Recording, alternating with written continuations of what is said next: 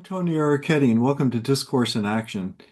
In this episode, I talk with Dr. Michelle Keller about her doctoral dissertation, in which she reported on the outcome of the Kansas City Star's apology to the African American community.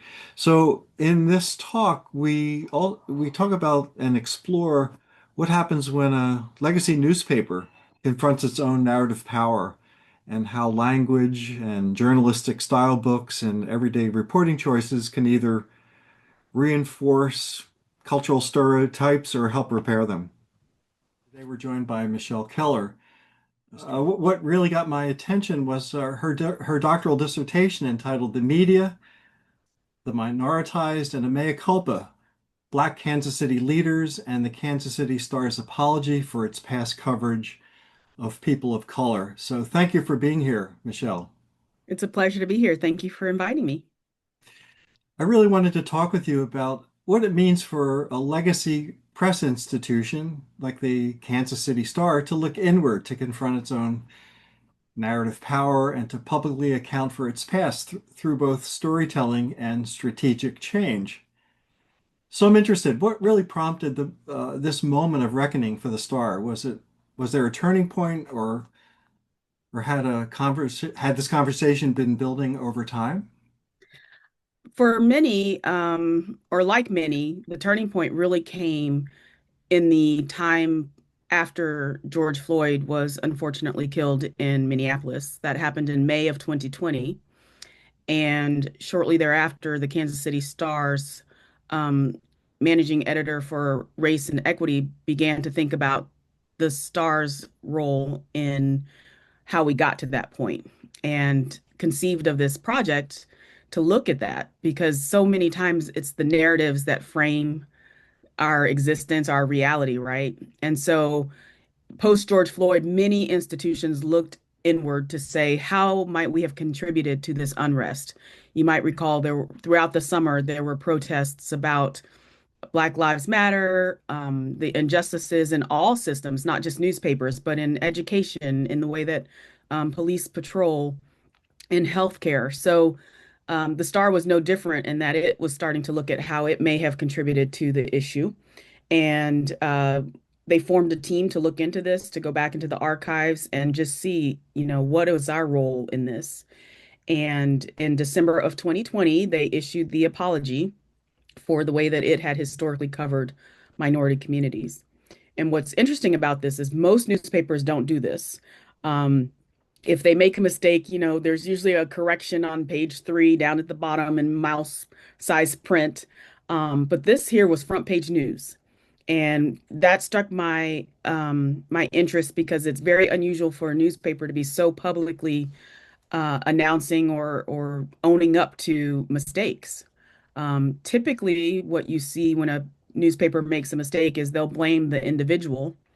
Oh, well, this was a rogue reporter. Our systems are still good.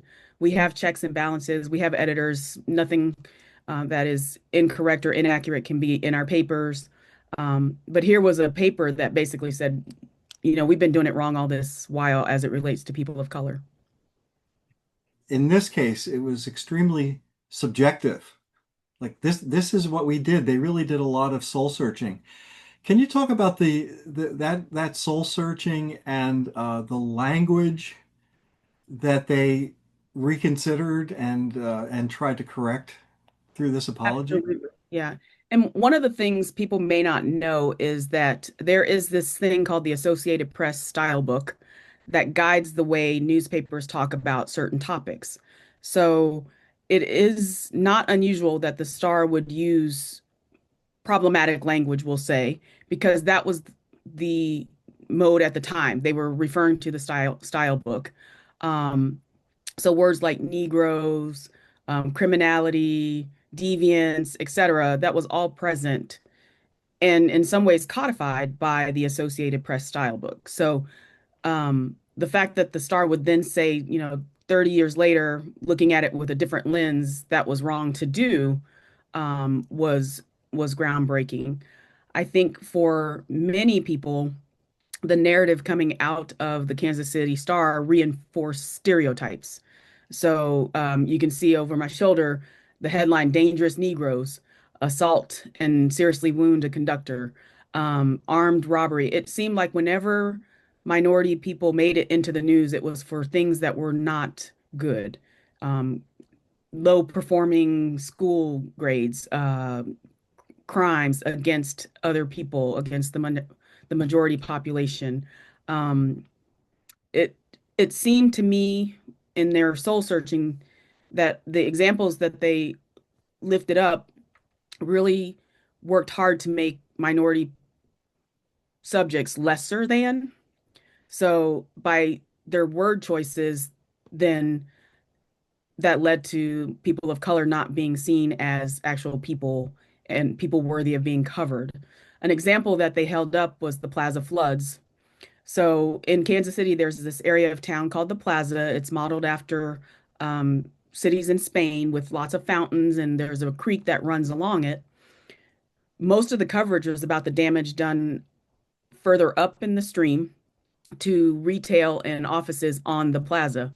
What they failed to cover was what happened further downstream in the communities of color where people actually died. They didn't talk about the people as much as they talked about the retail and the businesses that were lost. And even when minorities were featured, there was an example of a photo and people were looking at, the destruction. When it was Black people, they were saying they were in the way, they were hampering efforts. And then in another photo, there was a white gentleman carrying his cat, and they talked about, him rescuing his cat. So even there, both parties were experiencing loss. Both people were interested in seeing the destruction.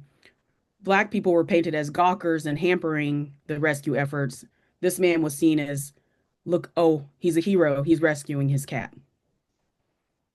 Well, this is a great example of how we choose who we choose to be empathic, to show empathy towards. It's highly subjective. And I'm fascinated by this idea of a style book that has been around apparently for a long time. Do you have any idea of how that started, and do they do regular updates, or did this movement um, cause them to change the playbook, which is essentially a narrative? These policies, these books are really forms of narrative that then get carried out. Yes. So it started with the Associated Press. And originally, what happened was it was very expensive to cover the Spanish American War and other wars. So newspaper publishers got together and said, hey, we'll share correspondence and news items with you under this cooperative agreement. But in order to make the papers more saleable, they had to standardize the language so that it could be absorbed by the masses versus being very partisan or highbrow. So the Associated Press came on scene, and through this cooperative union basically said, here's how we're going to talk about war. Here's how we're going to talk about these subjects. And so it reads almost like a dictionary, all the topics that they cover. I wish I had a copy of it in front of me. I could show you. But it basically says this is how you cover it. There have been multiple editions, and it is in some cases referred to as the Bible of the newsroom because everyone who's been trained as a journalist knows how to use the Associated Press. The good news is they do regular updates. They have a board of directors from industry that, will pour over topics. They have a wonderful online website, so you're getting the latest and greatest information. There would be entries around how to cover like George Floyd. You'll get bulletins. Right now, there's probably a good deal of resource material on immigration and how to speak about immigration, all with the idea that if we can do it in a way that is objective, we are better off reporting it. And they have, executive director and staff, but they also have the advisory board. And theoretically, they draw from all the major newspapers and try to be representative. Um, Now, I Hmm. haven't looked at their masthead lately to know who's of the majority population, who's of the minority population. But I will tell you, traditionally, mainstream papers have been run by white males for white males. And that's just the legacy of the newsroom. And that is what was happening during the Star's heyday, if you will, in the, 30s, 40s, 50s, 60s. White male reporters, white male editors making choices for white populations.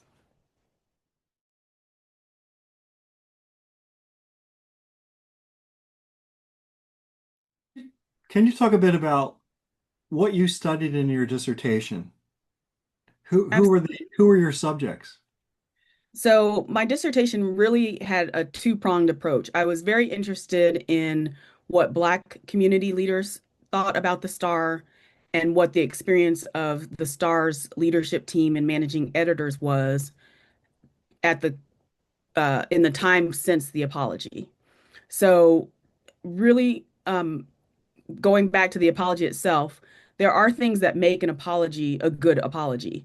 Being very candid about what it is you're apologizing for, offering specifics, uh, looking at ways that you're going to make things better, like very specific tactics that you will use to improve whatever it is you're apologizing for, holding people accountable, and making things very much so that we can track what they're doing, basically. And so my interest in my background is really in corporate communications. I studied journalism, but I'm very interested in how organizations communicate, both internally and outwardly facing. And one of the things about an apology is corporations are quick to apologize for things, but I was seeing a lack of follow-up. Who holds the corporations accountable for the things that they're apologizing for? And because the Star had some very specific things that they outlined that they would do to improve their coverage, I had a roadmap for what I could actually evaluate them on and hold them accountable to. For example, they said they were going to diversify their newsroom by hiring people of color.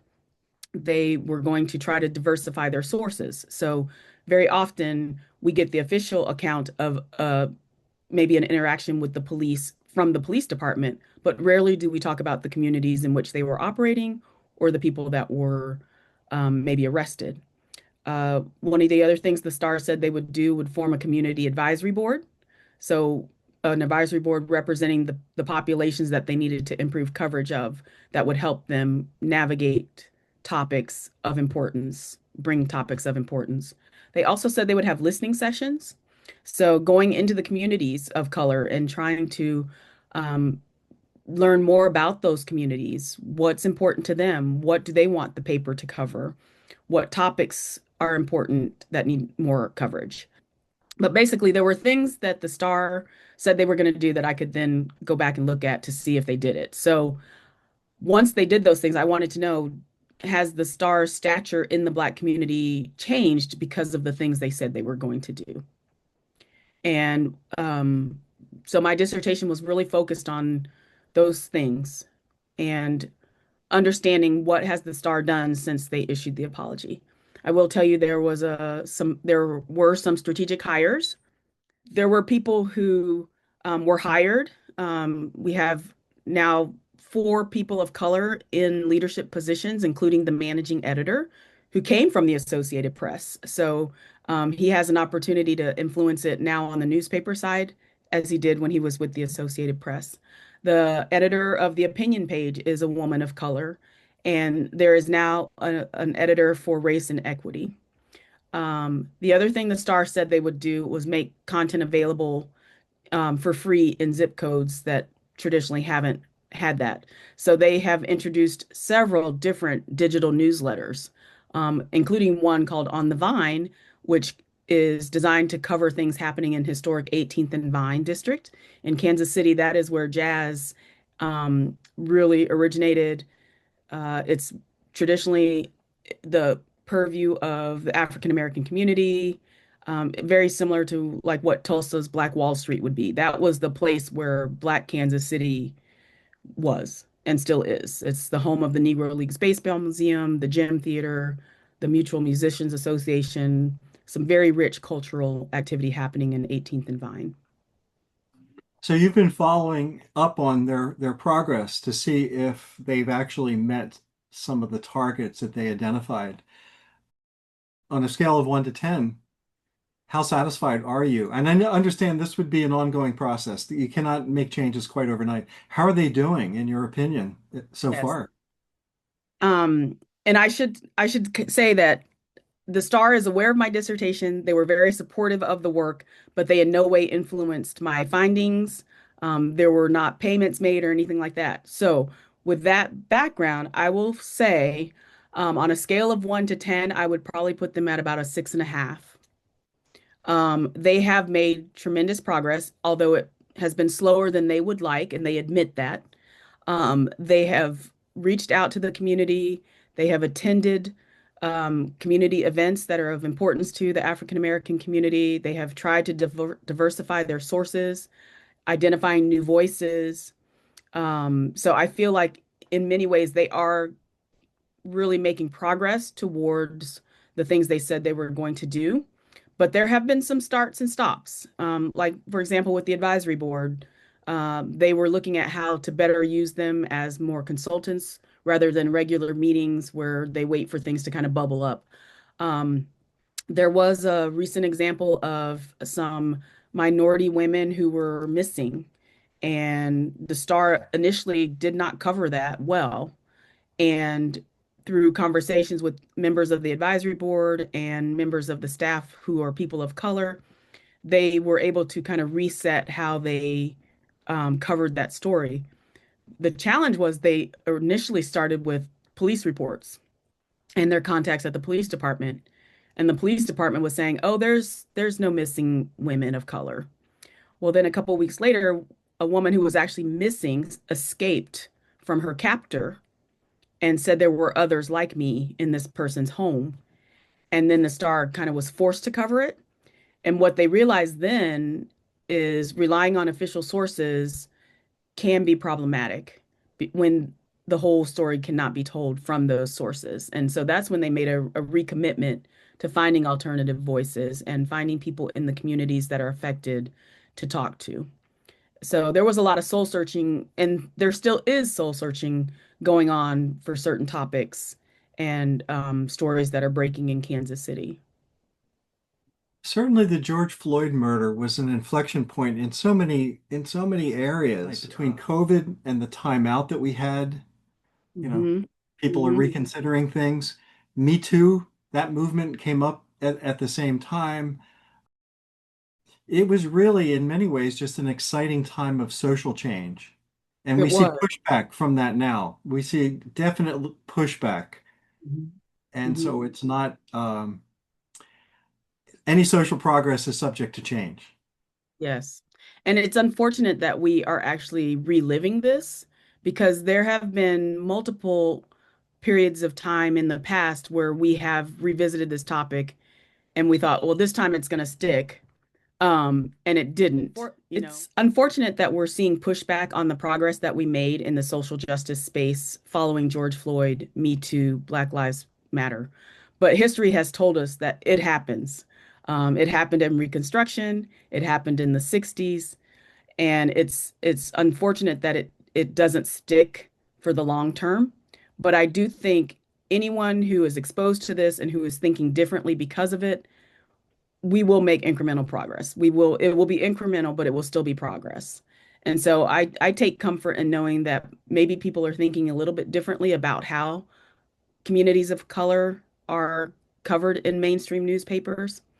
But I also want people to recognize that it's not just about the people who are being covered, it's about the people who are reading that coverage.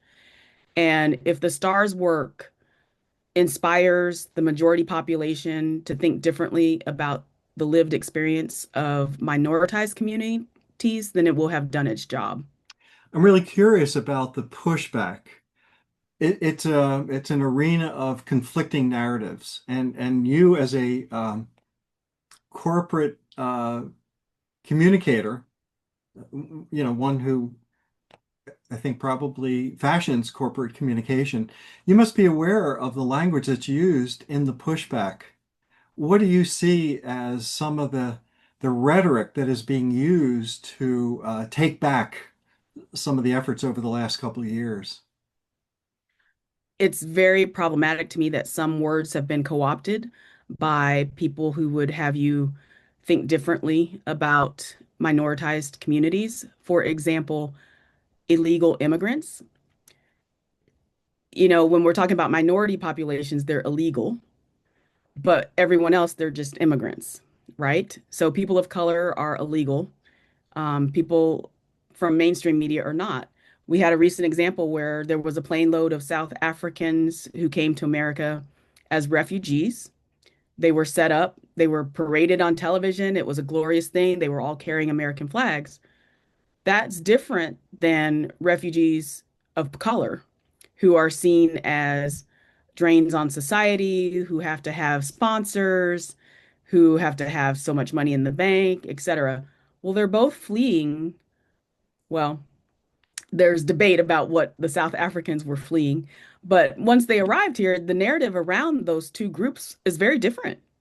And I think that's a problem. How that was framed is a case study in the making for sure. Um, I think, at some point we have to talk and think about what happens during a natural disaster. So in communities of color, when people are out seeking resources and supplies, it's looting. But when people of the majority population are out looking for supplies, they're, you know, trying to find supplies. They're not looting, they're just trying to find resources. The opioid crisis, when there was a drug problem in the minority community, what did we get? We got criminal laws, we got the three strikes and you're out law. There was no talk of uh, rehab or, um, public health crisis. Opioids, who has that mostly affected? The majority population, and suddenly it's a public health crisis. We're throwing millions of dollars toward it to try to get people help. We've got Narcan and vending machines, etc. So even the very act of drug use becomes a subject of narration and narrative building. It's a criminal act in the minority community. It's a public health crisis in the majority community. So I think, the bottom line is words do matter, and how we frame stories frames our reality. And we as journalists have to demand better when it comes to those stories. It saddens me that we have reached a point in our careers where we have such divisive narratives going on, depending on what channel you tune into. And I miss the time when facts were truly facts and the truth was truly the truth. If you had told me when I was studying journalism all those years ago that we would have things like alternative facts, I would have been like, no, what is that? You know, the truth was the truth was the truth. And nowadays, it seems like the truth is up for debate. And in some ways, it's a falsehood wrapped up in truth. Yeah, the discourse that gets pushed really dictates what kind of actions that we take. I remember during the crack epidemic, back in the 80s and 90s, there were such terms that was only applied to black women, Mhm, crack babies. mhm. Like if you had a child that was acting out, it was it was because of crack. So crack became this not a public health problem, but a way to label people and provide the justification for violating their civil rights when arresting them, when prosecuting them, to for the public to see them as the problem, and Yes. by completely ignoring the fact that drugs are being allowed into these communities, that it's a matter of corruption. So I'm really interested in this idea of how discourses change things for Hmm. good or evil. And we're, as you say, we're kind of in a battle of discourses right now. Like the idea of taking back this idea of who's a minority. I'm just astonished by how, in certain circles, white men see themselves now in the majority, or rather in the minority. Hmm. And now they are the victims of racism. So the whole thing has been really kind of refashioned. Well, I think what makes me want to holler, if you will, is this idea that by taking away anything related to DEIB, diversity, equity, inclusion, and belonging, we're creating a more equal playing field. Because what that assumes is we all have the same resources and we all have the same privilege, and we do not. And by simply removing those things, what have you done? You've created a new protected class of the majority. And maybe that's the design all along, you know? But I think what that is saying is because there was DEIB, we were putting minorities above the majority population. And that wasn't the case at all. We were just trying to even the playing field because the systems that we have, from healthcare to education to corporate America, were all designed to help white males for the most part, and then white females. And to not recognize that is to not recognize the inequality that exists for people who look like me. It's twice as hard for us to get things done a lot of times because of the way systems have been designed. Even unconsciously, there are people who will hire people who look like them, not even giving a thought to someone who's differently abled.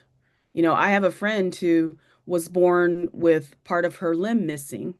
She's a very talented designer and artist, but she can't get a job interview once they figure out that she is missing a limb. Never mind that she can design amazing things and produce amazing artwork, and she's very smart and organized. But they won't even give her an interview because that's different, right? Anytime you have different, it makes it harder for people who don't identify with that different to include them. And that's all DEIB was about, is really to try to equal that playing field. And I think what people miss is that study after study has shown that diverse boards, diverse leadership, diverse employee populations lead to better outcomes, better productivity, better revenue, better everything. Because not only are we talking skin color or ethnicity, we're talking diversity of thought. My lived experience is very different from your lived experience, Tony. But if we're trying to solve a problem, wouldn't you rather have more points of view in the room than fewer? And somewhere by having these different conversations, we're going to see something differently and maybe, just maybe, come up with something that hasn't been come up with before. Well, I think there's kind of a frustration with this whole idea of the democratic process because it's messy. It Mhm. involves a lot of people, a lot of voices. It involves a lot of people that previously didn't have voices. And so there's some question of whether they belong in the conversation to begin with. It's interesting to me, because there have been studies too. There's one study, and I wish I could remember the author's name, but she had students playing Monopoly, and she had people play for like 20 minutes, and then she had someone join the game at the 20-minute mark. At the 20-minute mark, most everything had already been bought up, and there were very few things that the new people coming into the game could acquire to build their wealth. The people who had the head start were going to always be ahead, right? And so that's essentially a metaphor for America. You know, when my ancestors came over as slaves, they were doing all the work, but they weren't reaping the benefits. They weren't able to buy property necessarily. And as a result, there are lots of people ahead of us, if you will, that we might not ever catch up to. So I think the backlash recognizes just what might get lost. And I think that's where people are responding negatively. They think that it has to be a win-lose scenario. If you're winning as a minority, then certainly the majority must be losing. And I said, no, there's room enough for everybody. What we need to recognize is who had the head start and what can we do to help the people who are now joining the game catch up with them so that we all move toward greater wealth together because there is plenty of wealth to be had. There really is. There's no reason why someone needs billions of dollars that they'll never spend in their lifetime. And so, we could have a whole nother conversation about generational wealth. and what that looks like, and why it's so difficult for minority communities to have that when you think about the way that property taxes are levied, the way that their neighborhoods are undervalued. There have been studies that show um, when people go in to evaluate a house, if there are uh, artifacts and photos that indicate it's a home that might be owned by a minority population member, it gets undervalued than someone who is not. Same exact house, different evaluators set up to be valued less because it's owned by a minority. And Yeah, even this, though, go ahead. no, I was going to say this came up, I'm sure, in All in the Family, Archie Bunker. You know, Hmm. that really brought up so many of these issues, that you're talking about that still we thought would be resolved by the Yeah, openness of that conversation. And so there's constant pushback, alternative facts. yeah. Sometime The when you have idea of leveling the playing field. Yeah, okay, if we're going to level the playing field, who's going to lose out in this? The white people are yeah, going to lose out, or the yeah. people of wealth are going to be missing out on something. Mhm. There have been studies about All in the Family because that was designed to be so left field that people would look at it and see how ridiculous that was. But what Right. it ended up doing was reinforcing the ideas that people had about minorities and majority populations. And yeah, that would be something very interesting to look at some point too. But the reality is people don't so much of America anyway is set up as win-lose. And it's really not. It can be win-win. I say I would love to create a world where everybody thrives and no one just has to survive. You know, let's all figure out how we can all live and work and play together in a way that affirms everybody's existence, not just a few. And there are people who are like, well, that's socialism, that's communism. No, it's not. It's humankind. It's recognizing that we all have value and that we all deserve to be valued. One of the things that also comes up too is the idea of the language that we use can inadvertently change things in the direction that we did not anticipate. So one of the things I was wondering about was black newspapers in Kansas City. Did they also have a certain bias that they were speaking from that you might think of as parallel to the white bias in the Kansas City Star? So the tradition of the Black newspaper originates in, I believe it was New York. And the idea behind that was we are going to counter the narrative that we're seeing in the majority newspapers. So, in the majority newspapers, we never saw Black excellence being celebrated. All we saw was criminality and hardship and victimhood, right? So the Black newspapers were designed to uplift, celebrate, share the news of the day in a way that was much more real and uplifting, empowering, and affirming. So if there was a bias to be described, it would be one of positive, uplifting, and more real than what we were getting from the majority newspapers at the time or the mainstream newspapers. So um, basically, those papers were designed to counter that narrative. And we're seeing opportunities for the Star and other mainstream papers to tell more about the good that is happening in minority communities. The Kansas City Star, as part of this project, has introduced something called Voices of Kansas City. And they did that in conjunction with our community radio station, where they're highlighting minority entrepreneurs and they're showing success in the Black community. Uh, and that's different. That's not something that always happened. But in the Black newspaper, we saw more of that. Um, and we do have several papers in Kansas City that report on the Black community. One of the things that the Star is struggling with is how do we cover all of Kansas City with fewer reporters? So they're having to make some choices about where they send their reporters and what they cover. And I think this is where one of my recommendations is you can still do that through collaboration. So partnering with the Black newspaper, sharing content. If for some reason a Kansas City Star photographer can't go to a Black event, maybe the person who's there from the Black newspaper can get that photo, put it in their paper, but also make it available to the Star. So having more dialogue around collaboration and sharing of resources and doing some joint projects together where the outcomes shared in both the Kansas City Star and the Black paper and online is one of the recommendations that I make in my dissertation. I think we have to get away from, well, this is the Black paper and this is the news, the mainstream paper. If we can meet in the middle and create content that supports all people and share it in outlets where people are, that might help a little bit with this project as well. One of the issues is that old saying, if it bleeds, it leads. You've heard Yes, that. I have heard that.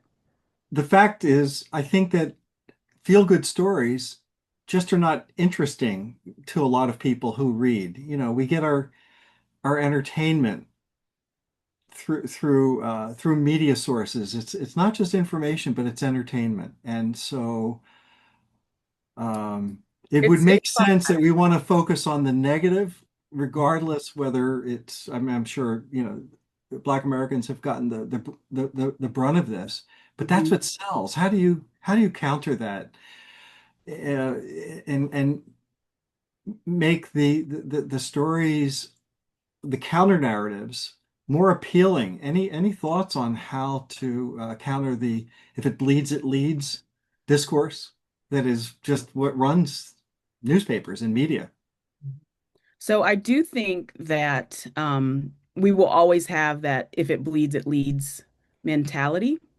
I think the challenge will be for newspapers and other news outlets, TV, to do so and to report on that in a way that is responsible. So, for example, um, Kansas City unfortunately has a high rate of gun violence. And rather than report on that as episodic instances where people are being shot, can we look at it through a different lens? Is this a public health crisis? Is this that people have too much access to guns? Is it really easy to get a gun? Do some really in-depth investigative reporting and create opportunities for there to be more dialogue around what that episode is. So, yes, you may start with it leads, it bleeds, and here's the story, but let's dig a little deeper. One of the people that I interviewed for my dissertation spoke very much about this thing that said, you know what, the person who was shot was somebody's kid. Somebody carried this child for 9 months, gave birth, had all these dreams, and it was snuffed out in an instant. Let's know more about the person who did the shooting. What led them to this? Why did they pull the trigger? Why did they think that killing someone was the answer to whatever the problem was? And we're starting to see some conversation around this in Kansas City. One of the things we're hearing is that we need to do a better job of teaching people conflict resolution so that the gun isn't the first thing they reach for. And then for people who are victims, talking about restorative justice and um, having them be in touch with law enforcement and other social service organizations so that we can think about how we wrap around people so that they don't think about guns as their first option. So, newspapers, I think, can play a role in breaking down these larger complex topics and giving us actionable items, working with the appropriate experts to start dealing with some of society's ills.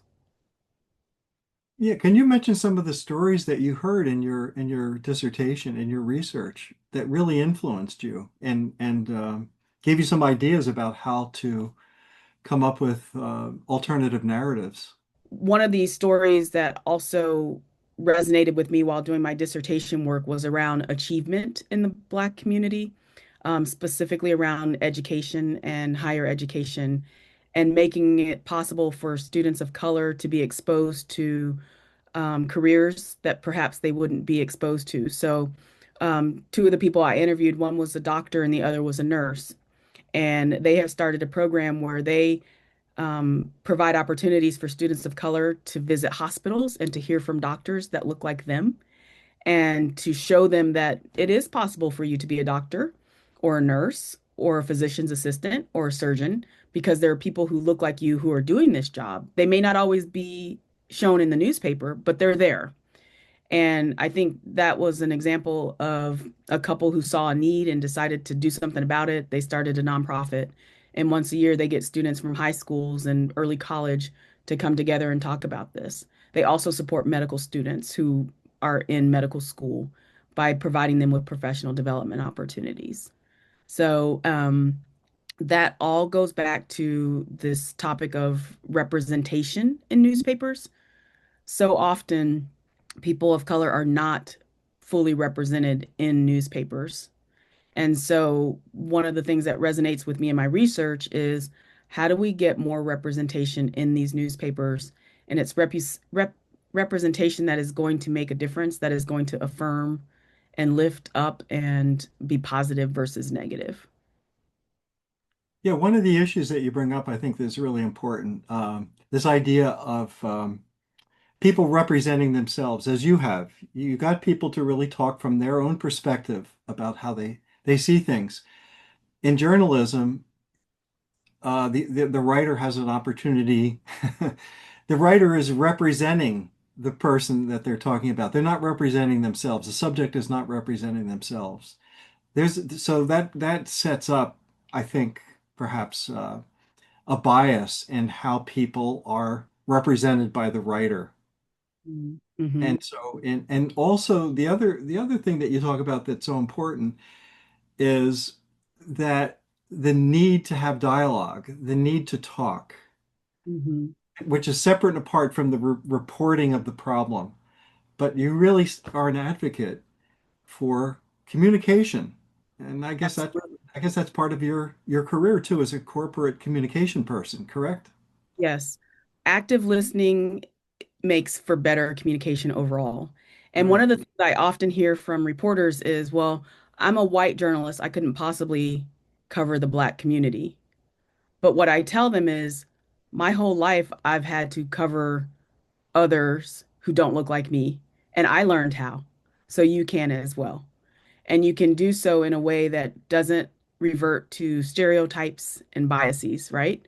The more time you spend in a community, the more you're going to see and observe, which I think sets you up to better cover that community.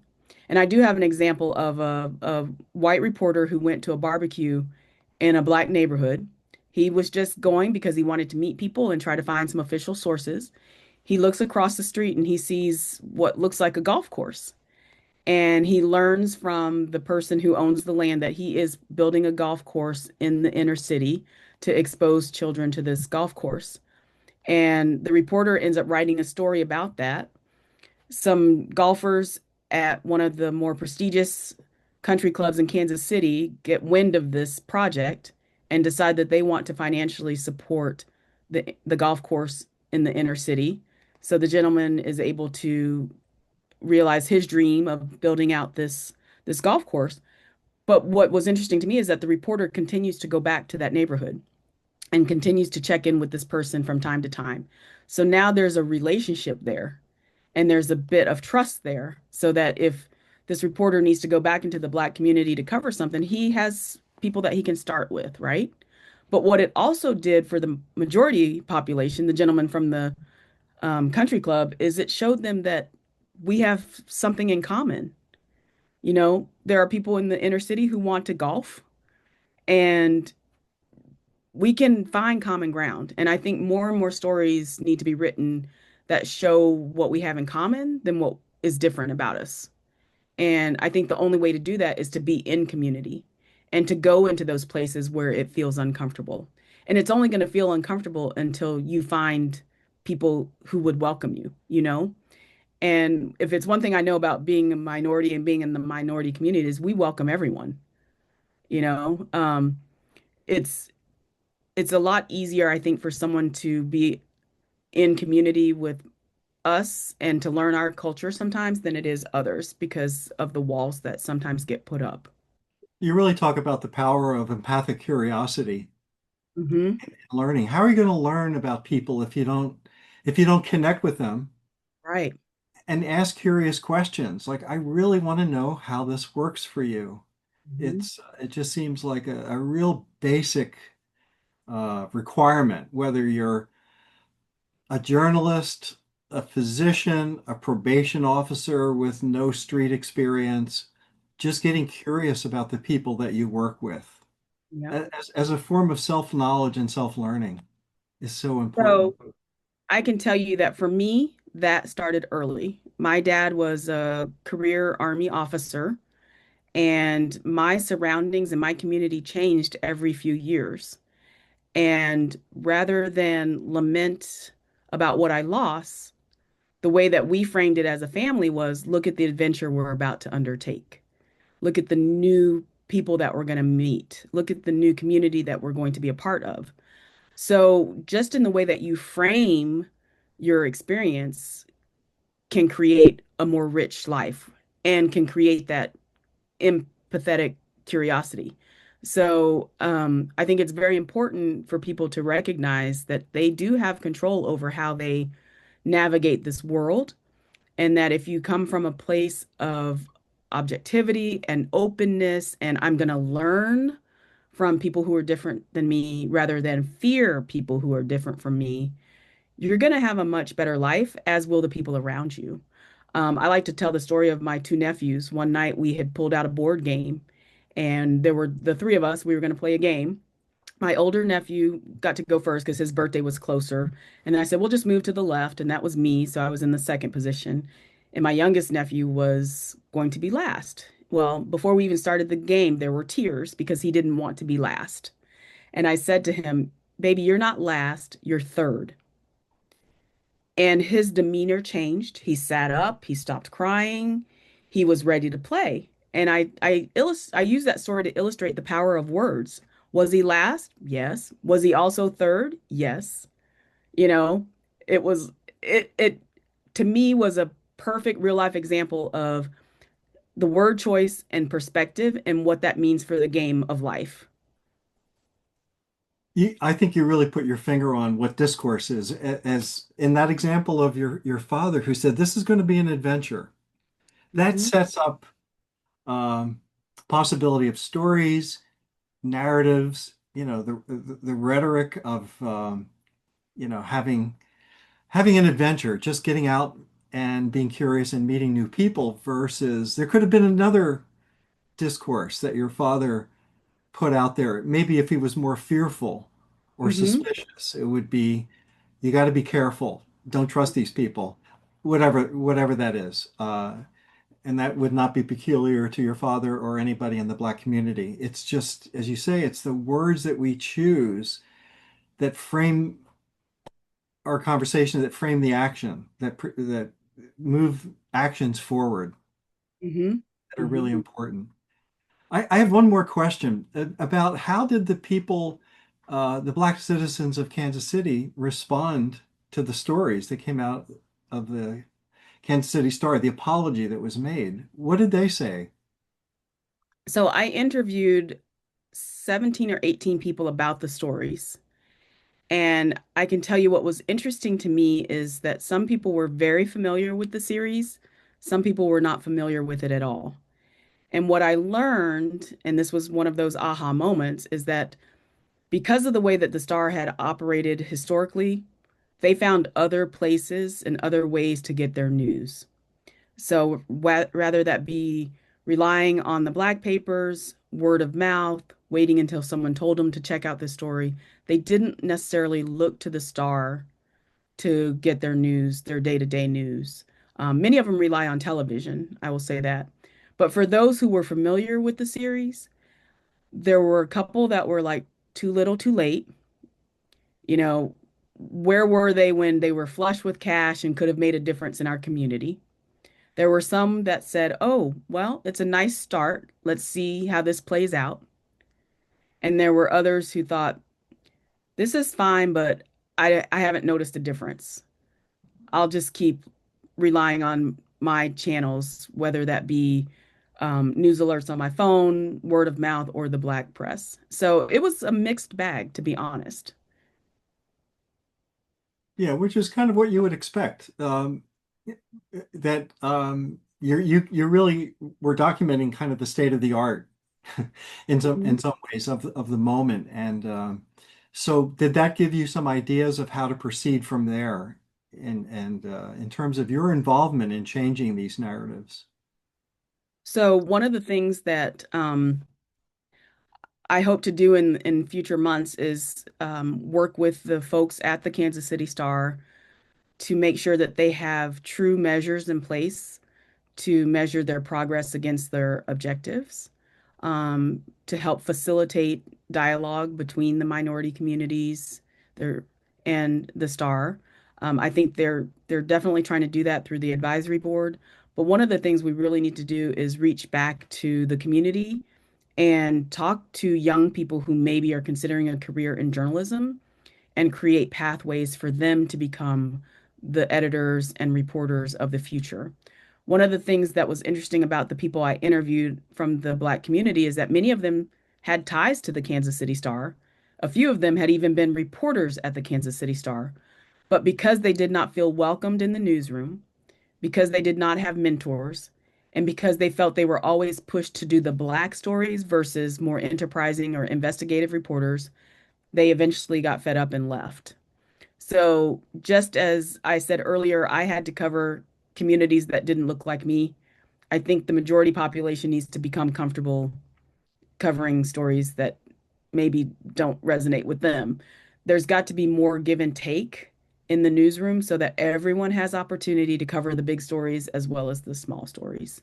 But really making a welcoming environment, valuing all people in the newsroom, valuing diverse opinions, and giving people the support they need to be successful, I think will change journalism. And I know a lot of people think that this is a dying industry, but it can't die. We need newspapers because that is really the only thing that helps a democracy stay healthy. And I know there are tax attacks happening on the press, charges of fake news and liberal media and stuff. The reality is no one goes into this job to purposely mislead. Much of the reporting is just based on the facts and the documents that we're getting. Don't believe all that you hear.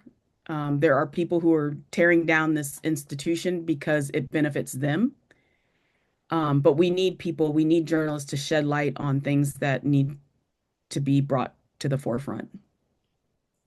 Yeah, certainly journalism in America for 250 years.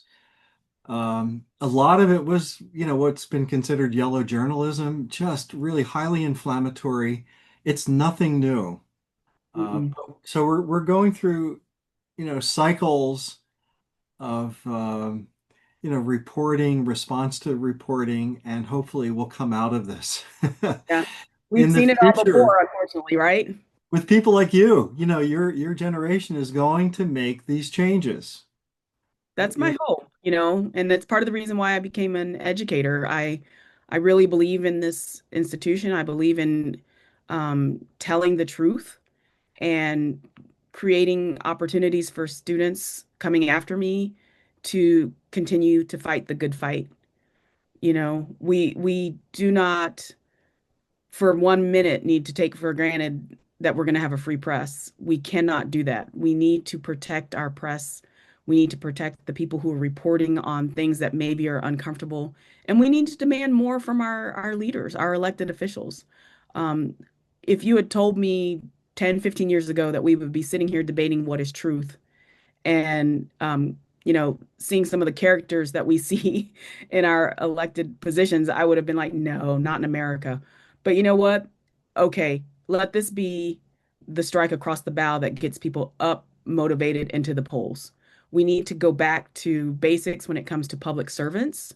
We need people who are going to be in position to help the people who elect them, not to enrich their own um, avenues and fill their own pockets. We need public servants, and we need to create an environment where they can thrive. Who in their right mind is going to run for elected office when it is as degraded as it is right now? How do we change that narrative? How do we start reporting on people who are doing the good? How do we motivate people to become public servants in the true sense of the word? that's a narrative that I think we need to probably start thinking about and talking about.